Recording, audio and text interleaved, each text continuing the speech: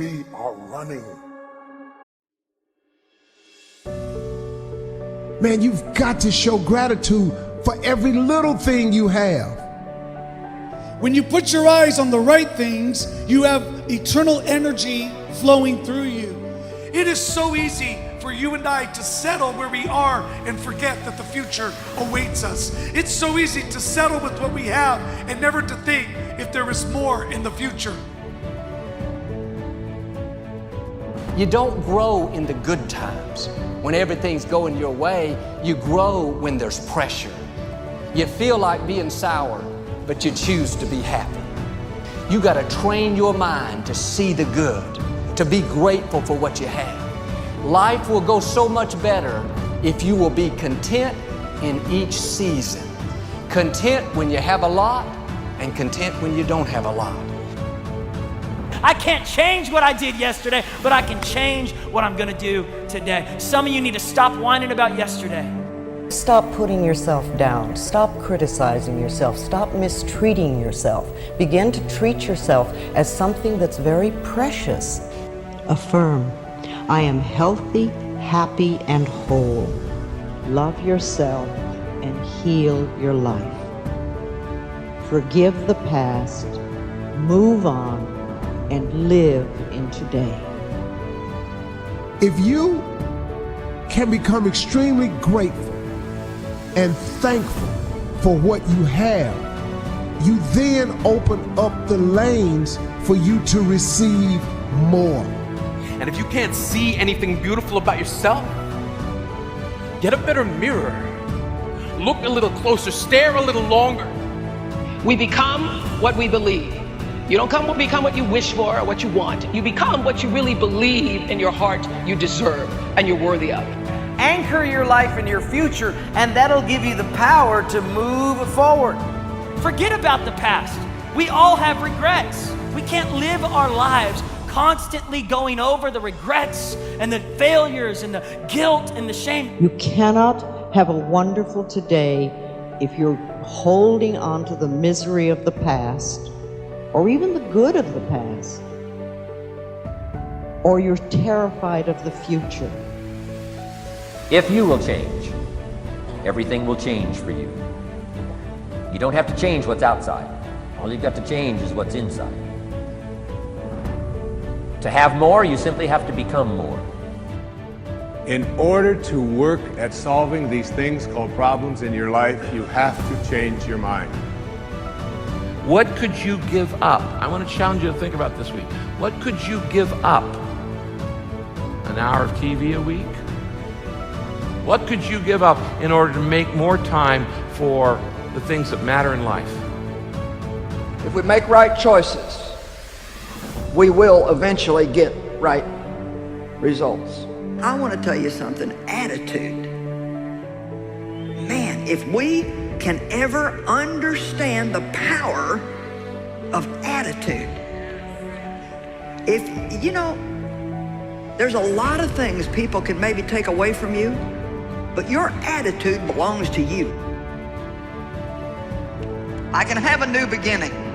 I can do hard things. I can lose the weight I need to lose. I can get my health back. I can get in good shape. I can get my house cleaned up. I can get out of debt.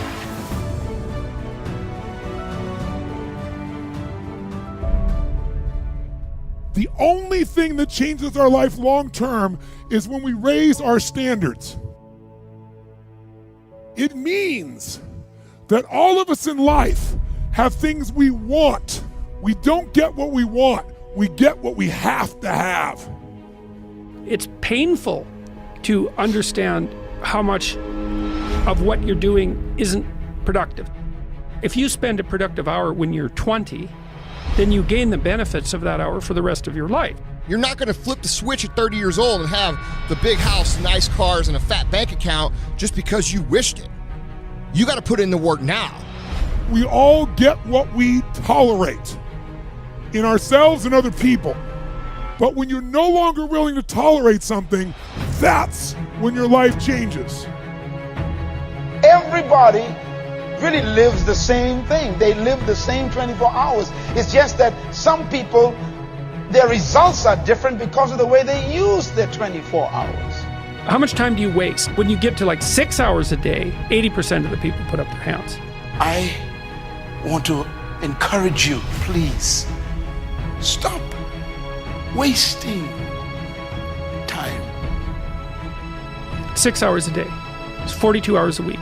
So let's call that a work week, 40 hours a week. Let's assume your time's worth $50 an hour, which I think is an underestimate, but whatever. Let's call it 50. We can call it 25, but we'll call it 50. If that's $2,000 a week you're wasting.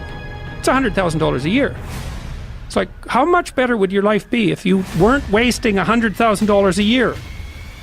It's like, what is that over 40 years? $4 million. It's like, you're rich. You don't even know it. Quit wasting time. Everyone in the world has a list of things they think they should do. I should lose weight. I should work out. I should spend more time with my kids. I should work harder. I should make more calls. I should. What changes people is when your should becomes a must. When suddenly the thing you said should happen has to happen. That's when human beings change. And the more you want, the more work you gotta put in. The bigger your ambition, the more you gotta punch that clock.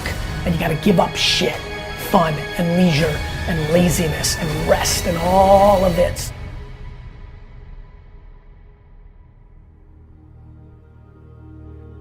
Do not waste your life. Don't waste your life. And please don't have an attitude that somebody else needs to do for you what you're supposed to be doing for yourself. So when I procrastinate, even though I think that I'm giving myself a break, I'm actually going to have to work twice as hard as I would have had I just got up and done it. Discipline hurts, doesn't it? We don't want to do it for a little while. But regret is long term. The way that you're going to enrich and fulfill and feel good about your life is by doing the best that you possibly can for yourself. And that doesn't mean you're selfish. What would be the consequences? What are the consequences of you putting off whatever it is for too long? You guys, once you know something is right to do, don't wait anymore. Okay, don't put it off, because these are the things that are critical.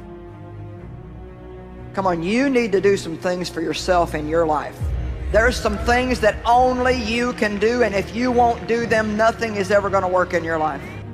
I think laziness destroys as many lives as any other sin does. And it may be destroying your life right now, and you may not even think of what you're dealing with as laziness. You may think that you just have a parenting problem, or you may think that you have a marriage problem, or you may think that you have a financial problem, when in reality what you have is a laziness problem. Whatever anything in life that's worth having, worth fighting for, worth working toward, requires discipline. Don't waste your damn life. It's painful. It's painful to recognize that. Then it's painful to think, oh my God, look how undisciplined I am. I don't know anything. I can't use a schedule. I can't stick to a calendar. I don't have any aims. I don't know anything about the world, right? And maybe there's a part of me that's bitter because I haven't got everything already, and I'd just like to say, to hell with it. It's like, that's what makes you vicious and untrustworthy. All of that. No one wants to look at that, and no bloody wonder. Do it now. Stop procrastinating. Do the things that you ought to be doing. You cannot stop a day. You cannot stop an hour. But you can control how it will be used. Let me ask you a question. Is your problem really your problem, or is it your attitude toward your problem that's your problem? If you do what you do well, and you do it with a good attitude, a spirit of excellence will begin to shine through you in a dark world, and you will stand up and you will stand out. I'm telling you today that if you can adjust your attitude on a daily basis, no matter what's going on in your life, you can still enjoy your life.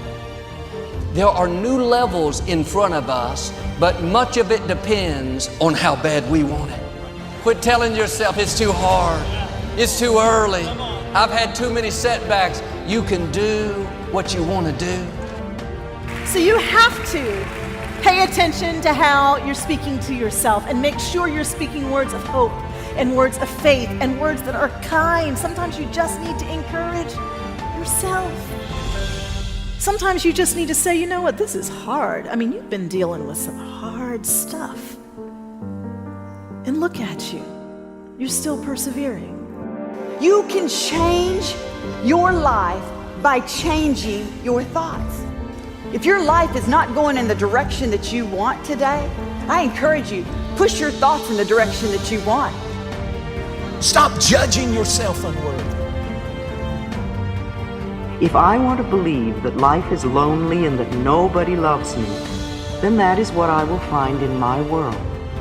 However, if I am willing to release that belief and to affirm for myself that love is everywhere and I am loving and lovable, and to hold on to that new affirmation and to repeat it often, then it will become true for me.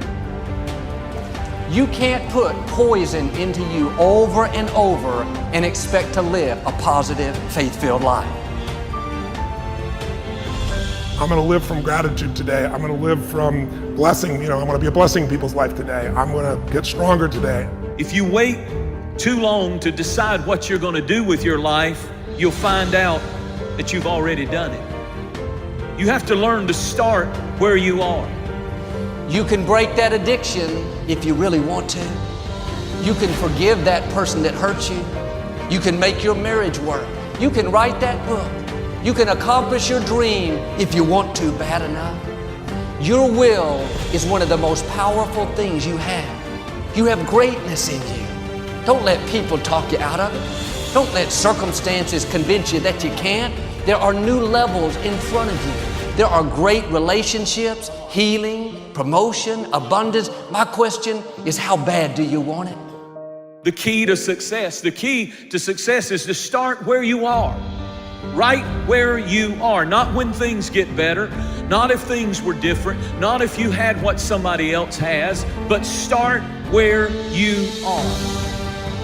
A good attitude can give you an above average life, and a bad attitude will always give you a below average life. The moment you start feeling abundant and worthy, you are generating wealth.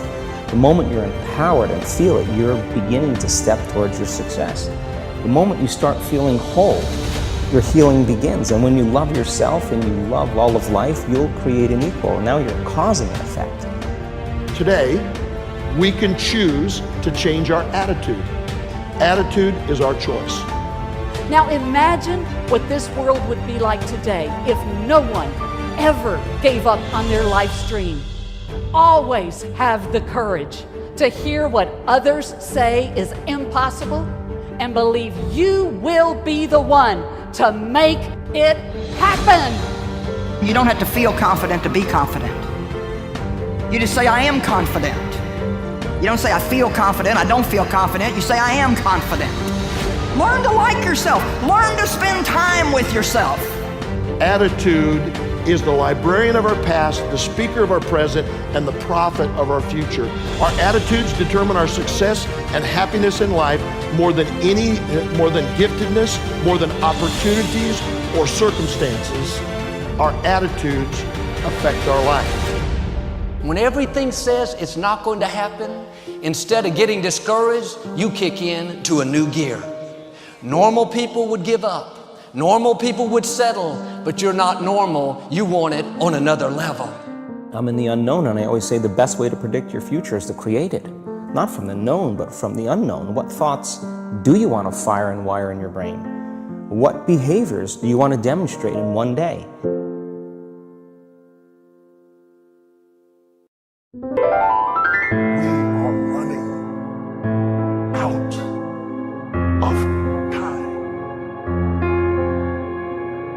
What are you going to do with the time you have left?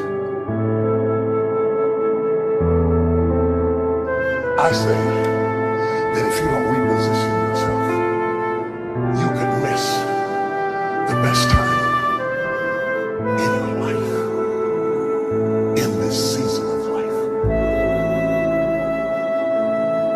Because we have got to change the way we think. We have got to change the way we function. We have got to change the way we deal with issues. And the reason that you have to begin to reposition the way you think and the way you function and the way you feel is that we many times are stuck between the lines of limited thinking and limited people and limited ideas and limited philosophies, and there's something creative down inside of you saying, let there